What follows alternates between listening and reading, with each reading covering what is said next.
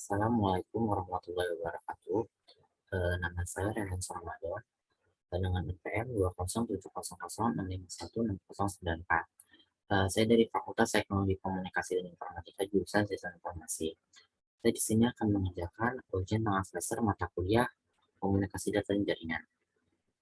Di sini saya akan menjelaskan resume materi 1 sampai dengan materi 7 mata kuliah Komunikasi dan Jaringan.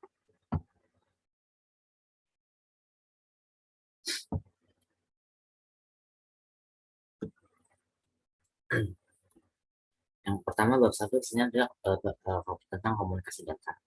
Di sini ada tentang model-model komunikasi. Komunikasi didefinisikan sebagai pertukaran data antara dua pihak. Contohnya seperti pertukaran sinyal-sinyal antara dua telepon per satu jaringan yang sama. Di sini ada terdapat beberapa elemen kunci, yaitu source atau sumber yang membangkitkan data. Yang kedua ada transmitter atau pengirim, atau data yang dibangkitkan dari sistem sumber tidak ditransmisikan secara langsung. Yang ketiga ada receiver atau penerima. Receiver merupakan yang menerima sinyal dari sistem transmisi dan menggabungkannya ke dalam bentuk tertentu. Selanjutnya ada transmission system atau sistem transmisi. Jalur transmisi tunggal atau jaringan yang kompleks yang menghubungkan antara sumber dengan destination atau tujuan. Dan terakhir ada destination atau tujuan yang menangkap data yang dihasilkan oleh receiver.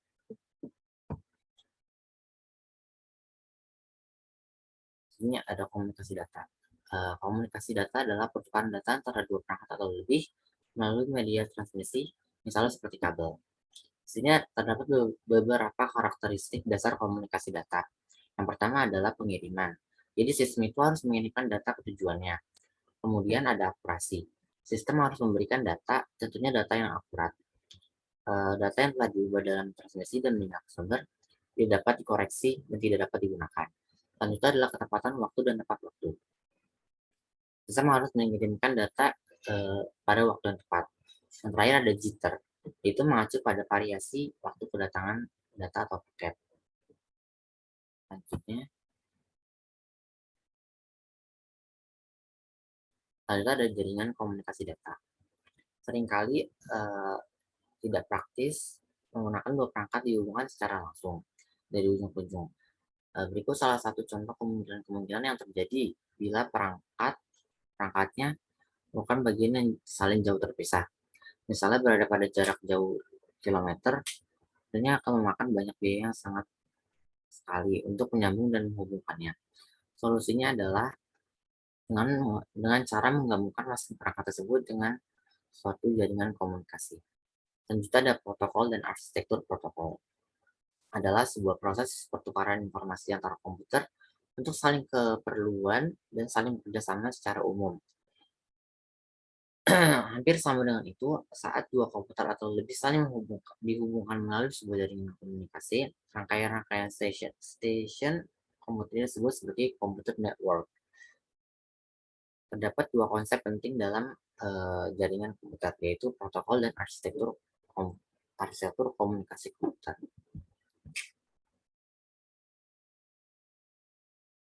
Selanjutnya adalah sebuah protokol dipergunakan untuk proses komunikasi di antara pada sistem yang berbeda-beda. Istilah entity ini dipergunakan sebagai istilah umum. Bagi contohnya adalah program-program aplikasi user, program transfer file, dan sistem manajemen database. Kemudian ada fasilitas elektronik, mail, dan terminal. Selanjutnya di sini ada beberapa contoh elemen-elemen kunci untuk sebuah protokol. Yang pertama ada sintaks, dan kemudian kedua ada semantics, dan terakhir ada timing. Sintaks merupakan yang berkaitan dengan format data atau level-level sinyal. Yang kedua semantics meliputi informasi kontrol untuk koordinasi. Yang terakhir ada timing, meliputi kesesuaian urutan kecepatan. Selanjutnya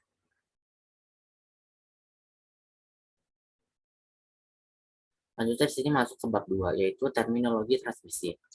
Terminologi transmisi terjadi di antara transmitter dan receiver, lalu dengan beberapa transmisi. Selanjutnya ada unguided media, yang menyediakan alat untuk mentransmisikan gelombang-gelombang elektromagnetik, namun tidak mengendalikannya. Contohnya adalah perambatan atau propagation. Yang terakhir ada media transmisi guided, dari ujung ke ujung. Bila ia menyediakan sebuah hubungan langsung perangkat membagi dan media yang lama. Yang kedua sih ada sinyal. Sinyal merupakan suatu fungsi waktu, namun juga diekspresikan sebagai fungsi frekuensi di mana sinyal terdiri dari komponen-komponen frekuensi. Lanjut ada sinyal analog. Sinyal analog merupakan sinyal data yang dalam bentuk gelombang yang kontinu. Selanjutnya ada sinyal digital. Sinyal digital adalah buatan teknologi yang mampu mengubah sinyal menjadi gabungan urutan bilangan 0 dan 1 atau bilangan biner. Selanjutnya, sini terdapat beberapa fungsi sinyal analog dan digital. Sebuah ADC atau analog to digital converter berfungsi untuk mengkodekan tegangan sinyal analog waktu kontinu ke bentuk sederetan bit digital waktu diseret sehingga sinyal tersebut dapat diubah oleh komputer. Sini terdapat beberapa perbedaan sinyal analog dan sinyal digital pada gambar ini. Ya.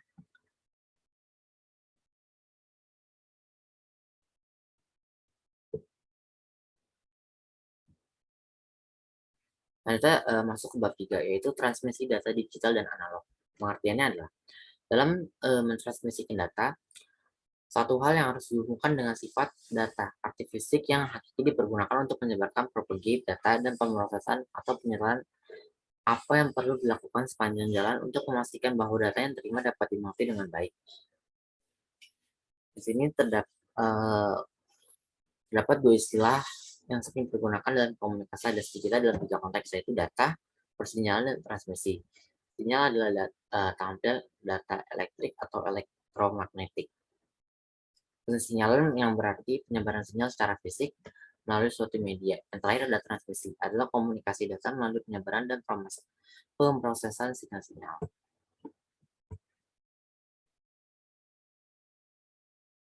Selanjutnya ada gangguan transmisi. Dalam sistem komunikasi terdapat kemungkinan perbedaan sinyal yang transmisikan dikarenakan terdapat beberapa gangguan transmisi. Bagi analog sinyal, gangguan ini dapat menurunkan kualitas sinyal. Berikut beberapa gangguan signifikannya, yaitu atenuasi dan distorsi atenuasi. Yaitu kekuatan sinyal berkurang bila jaraknya terlalu jauh melalui media transmisi. Untuk unguided media atau atenuasi adalah fungsi yang lebih kompleks dari jarak. Atenuasi membawa 3 pertimbangan untuk membangun transmisi. Pertama, yaitu sinyal yang diterima harus cukup kuat sehingga arus elektromagnetik pada receiver bisa mendeteksi sinyal. Yang kedua, ada sinyal harus mempertahankan level yang lebih tinggi dibanding derau dan diterima tanpa error. Yang ketiga, atenuasi merupakan fungsi frekuensi yang meningkat. Yang B adalah distorsi, delay atau tunda, merupakan fenomena khas yang mediated. Distorsi terjadi oleh kecepatan penyebaran sebuah sinyal melewati medium guided berbeda dengan frekuensi efek. Ini menunjuk pada distorsi tunda. Akibat sinyal yang diterima mengalami distorsi karena berbagai penundaan yang dialami oleh frekuensi. Ya.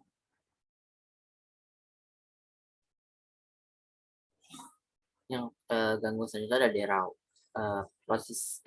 Peristiwa transmisi data yang diterima akan berdasarkan sinyal-sinyal yang ditransmisikan, dimodifikasi oleh berbagai distorsi melalui sistem transmisi. Kemudian derau dibagi menjadi 4 kategori, yaitu derau suhu, derau intermodulasi, prostal, dan derau impuls. Kemudian sini derau prostal, yaitu dibagi menjadi bila sinyal-sinyal yang tidak diharapkan tersebut disebarkan melalui antena gelombang mikro, meskipun antena pengarah dipergunakan. Selanjutnya ada derau impuls. Derau impuls merupakan sumber utama terjadinya error dalam komunikasi data digital error. Derau terdiri dari tingkat relatif dari derau suhu ditambah penghentian-penghentian yang secara berkala derau impulsnya. Digital data dapat diperoleh kembali dari sinyal dengan cara menarik. Contoh bentuk gelombang yang diterima saat kali penerbit waktu.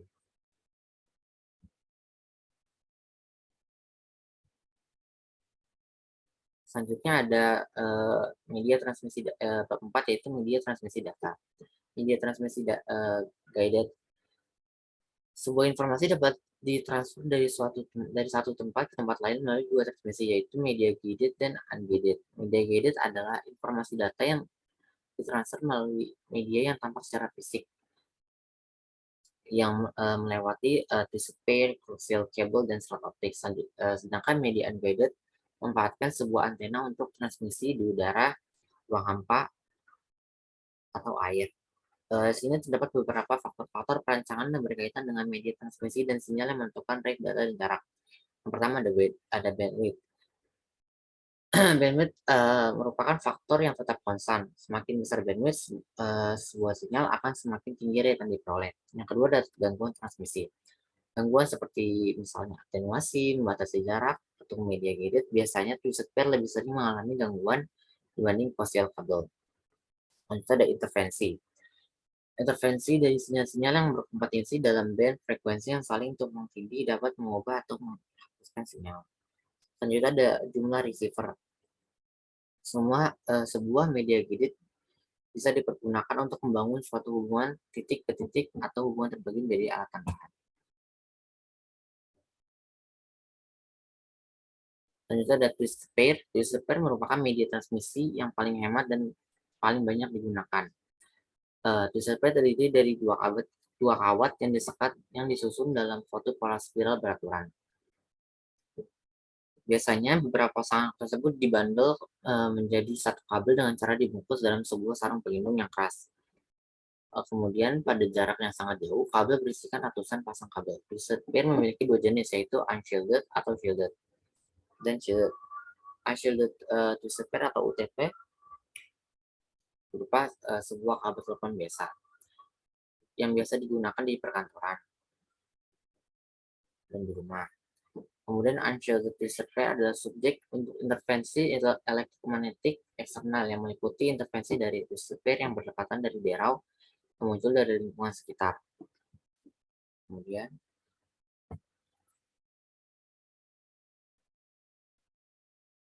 sini ada coaxial cable. Coaxial cable dapat digunakan untuk jarak lebih jauh dan mampu mendukung beberapa session sebagai jalur yang dipakai banyak user dibanding twisted pair dibanding twisted pair.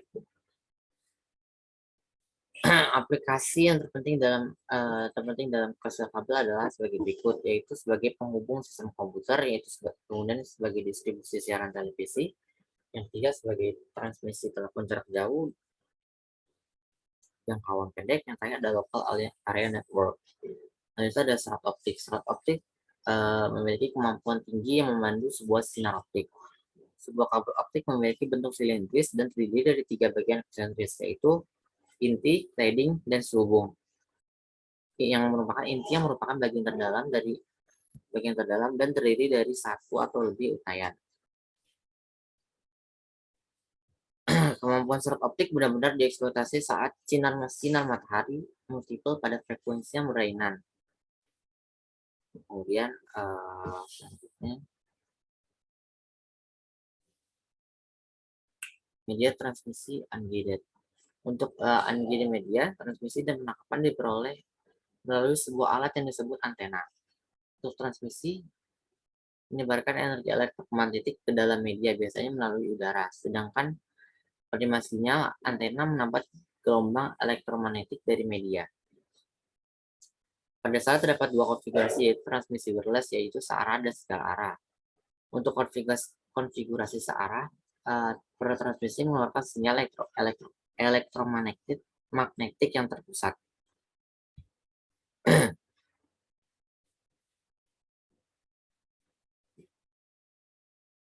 Lanjutan bab 5, ada pengkodean data. Data digital, sinyal digital. Dasar sinyal analog adalah sinyal frekuensi konstan kontinu yang disebut sebagai pembawa sinyal frekuensi dan sinyal pembawa. Dipilih agar sesuai dengan media transmisi yang sedang digunakan. Di sini kita tampilkan beberapa alasan yang fantasi. Pertama, data digital, sinyal digital, yaitu umumnya peralatan untuk merubah kode data digital menjadi sebuah sinyal digital. Tidak terlalu kompleks dan tidak terlalu mahal dibandingkan peralatan modulasi digital analog. Yang kedua, ada data analog sinyal digital. Perubahan data analog ke bentuk digital memungkinkan penggunaan peralatan transmisi data dan peralatan switching modern. Selanjutnya ada data digital yang analog.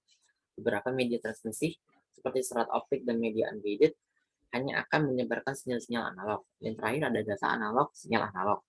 Data analog dalam bentuk elektrik dapat ditransmisikan sebagai sinyal baseband dengan mudah dan murah. Hal ini dilakukan melalui transmisi melalui jalur derajat suara.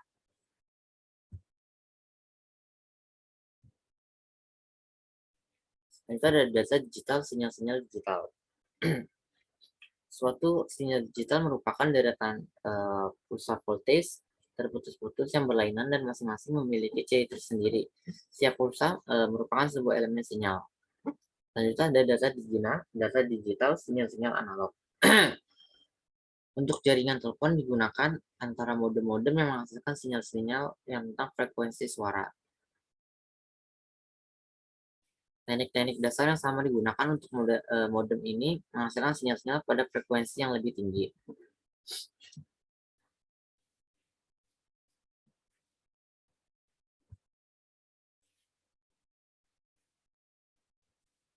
Selanjutnya ada sini amplitude modulation adalah sebuah bentuk modulasi yang paling sederhana. Modulasi ini biasanya menggunakan amplitude sinyal analog untuk membedakan kedua sinyal digital di mana frekuensi dan fasenya tetap. Kemudian ada frekuensi modulation. Modulasi ini menggunakan sinyal analog untuk membedakan kedua keadaan sinyal digital di mana ya amplitude dan fasenya tetap.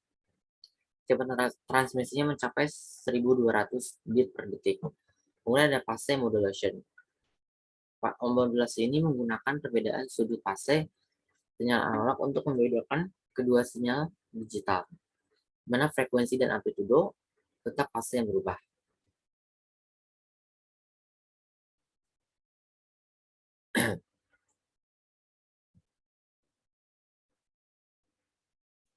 Selanjutnya di sini ada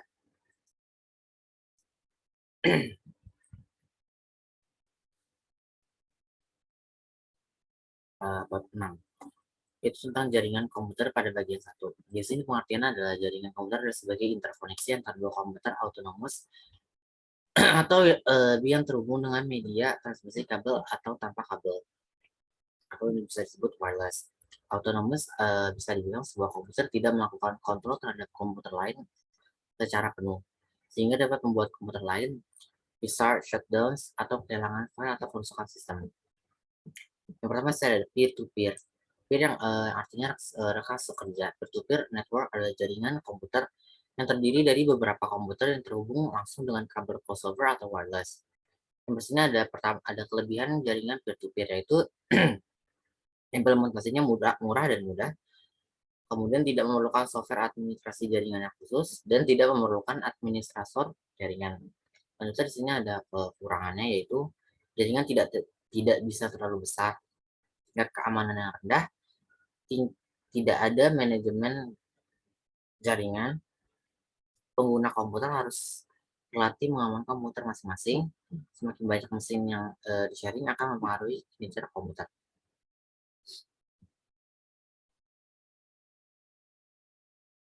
Dan itu ada client server. Client server merupakan model jaringan yang menggunakan satu atau beberapa komputer sebagai server yang memberikan resource kepada komputer lainnya atau klien dalam suatu jaringan. Di sini ada kelebihan jaringan client server yaitu mendukung keamanan jaringan yang lebih baik, kemudian administrasi, ketika jaringan bertambah besar, manajemen jaringan terpusat. Kemudian semua data bisa disimpan dan di backup terpusat di satu lokasi. Kekurangannya adalah butuh administrator jaringan yang profesional, butuh perangkat bagus untuk digunakan sebagai komputer server, kemudian butuh software tool operasional untuk mempermudah manajemen jaringan. Kemudian anggaran manajemen jaringan menjadi besar. Kemudian jika server down, semua data dan resource tidak bisa diakses.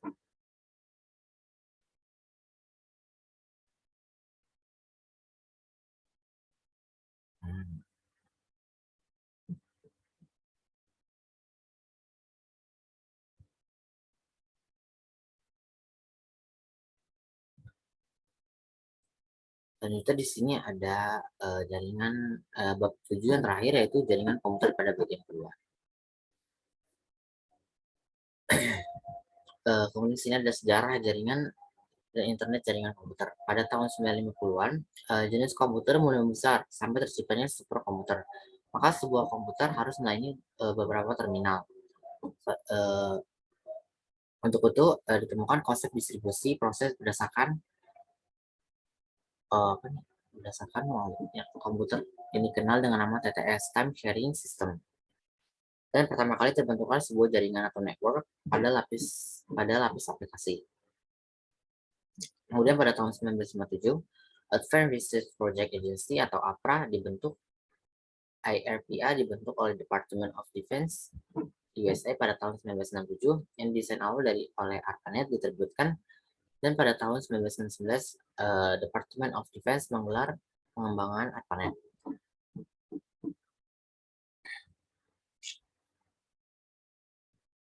Kemudian sini ada sejarah singkat internet dan web, yaitu pada 1957 IRPA atau Advanced Research Project Agency dibentuk oleh Department of Defense USA.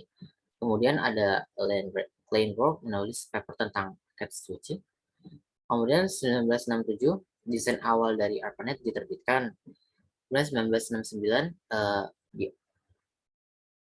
Department of Defense menggelar pengembangan ARPANET. Dan tahun pada 1970 ARPANET mulai menggunakan Network Control Protocol. 1972 Internet Working Group dibentuk untuk mempromosikan standar yang sudah disepakati. Kemudian 1973 ide Ethernet dijabarkan dalam tesis PhD dari Bob Metcalfe, spesifikasi untuk file transfer. Kemudian 1974 desain dari TC atau IP dijabarkan secara rinci oleh Finserv dan Bob Kahn dalam A Protocol for Packet Network Intercommunication.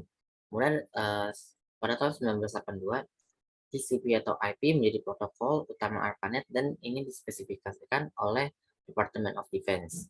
Kemudian pada tahun 1992 jumlah internet host melampaui 1 juta. Tim Berners-Lee menemukan program editor dan browser. University of Nevada mengeluarkan sebuah sistem Veronica.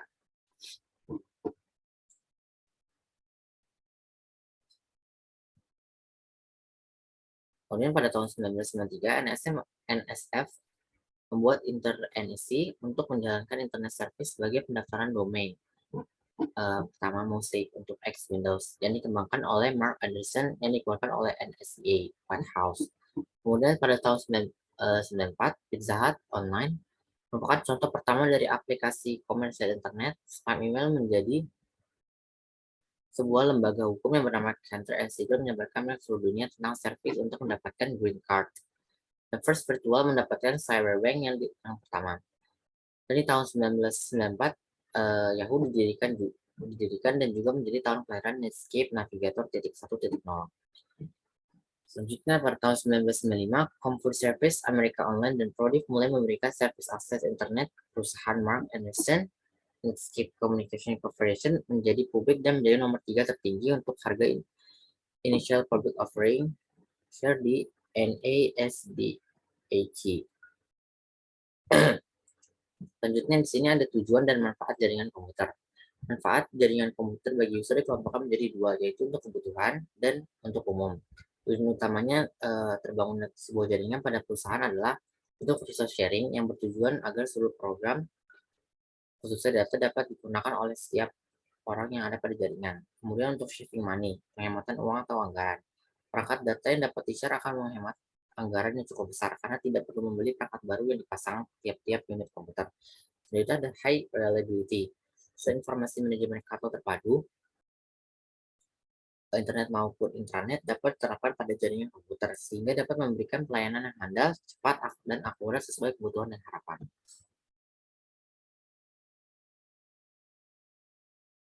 Kemudian ada manfaat jaringan komputer untuk umum. Jaringan komputer akan memberikan layanan yang berbeda kepada pengguna di rumah-rumah dibandingkan dengan layanan pada perusahaan. Dapat 3 hal yang menjadi daya tarik pada jaringan komputer untuk perorangan, yaitu akses ke informasi yang berada di tempat lain. Kemudian ada komunikasi person to person, dan terakhir ada hiburan interaktif. Kemudian di sini adalah masalah sosial yang ditemukan dari jaringan. Pengguna jaringan masyarakat luas akan menyebabkan timbulnya masalah sosial, etika, politik, maupun ekonomi yang tak terelakkan. Internet telah masuk ke segala penjuru kehidupan masyarakat. Semua orang dapat memanfaatkannya tanpa memandang status sosial, usia, jenis, dan jenis kelamin. Yang terakhir adalah jenis-jenis jaringan.